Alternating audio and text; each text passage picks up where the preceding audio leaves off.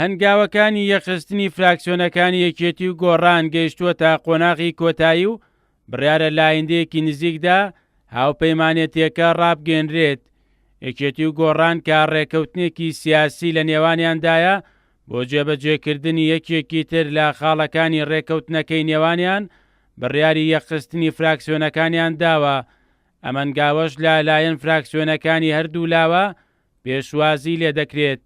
دەبێتە هۆی هاوسەنگکردنی هێز لە هەرێمی کوردستاندا. ئێستا بەداخەوە هێز لە هەرێمی کوردستاندا لا سەنگە ئەبێ هاوسەنگ بکرێتەوە و لە ناو عێراقا ئەو کێشانەی کە لە نێوان هەرێمی کوردستان و بەغا هەیە چارەسەری بۆ ئۆدۆزیێتەوە. بەداخەوە فکرەکانی پێشووتر سیاسەتی پێشووتر ئێمەی گەیاندۆ بە ئێستا یەکگرتووی یەکگەڵوێستی ئەم دوو فراکسیۆنەک زۆر گرنگە بۆ تەوازنی هێز بۆ هاوسەنگکردنی هێز ئەم لە هەرێمی کوردستان ئەم لە بەغا. من پێم وایە تەکانێک ئەدا بە پرۆسی سیاسی لە هەرێم و ئەبێتە مایەی چارەسەرکردنی زۆرێک لە قەیرانە سیاسەکان کە ئومێدەوارین و گەشتبینین بەوەی لە ئایندەیەکی نزیکە ئەمە یەکلایی بکرێتەوە. جگە لە ئەنجومەنی نوێنەرانی عێراق لە سەراستی پەرلەمانی کوردستان و ئەنجومەنی پارێزگاکانی هەرێم یەکێتی و گۆڕان سەرقاڵی ئامادەکارین بۆ ڕاگەیاندنی هاوپەیمانێتیەکە.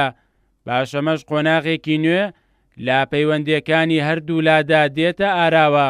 یەکگرتنەوەی ئەم هێزە گەورەترە بێ و ئەم هێزە من پێمان وایە دەسەڵاتێکی باشترە بێ لە بەرەوەی ژمارەی کورسیەکان هەم لە پەرلەمانی عێراق هەم لە کوردستان هەم لە ئەنجومەنی پارێزگاکان یعنی دەنگدەرەکانی زۆر زیاترە بێ واتە زۆری نەپێکێنێ لە هەموو ئەم پەرلەمانەکان و هەم لە ئەنجومەنەکان.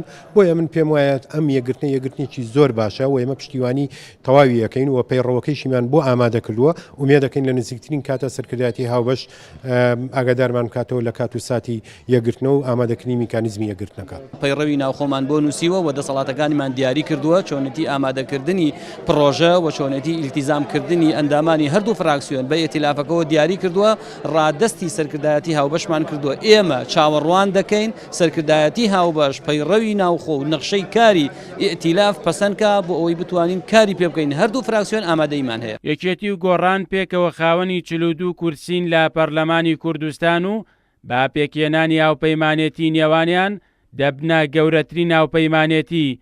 بامان شێوە لە پەرلەمانی عێراق پێکەوە خاوەنی 30 کورسین و دەبنە گەورەترین هاوپەیمانێتی کوردستانی لە سەراستی عێراق.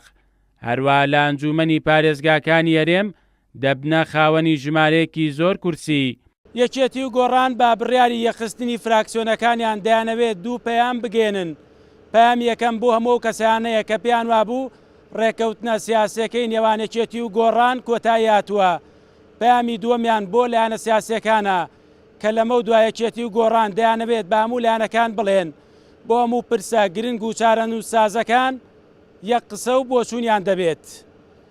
مەریوانە بڵا، کورسات نیوز، سلێمانی.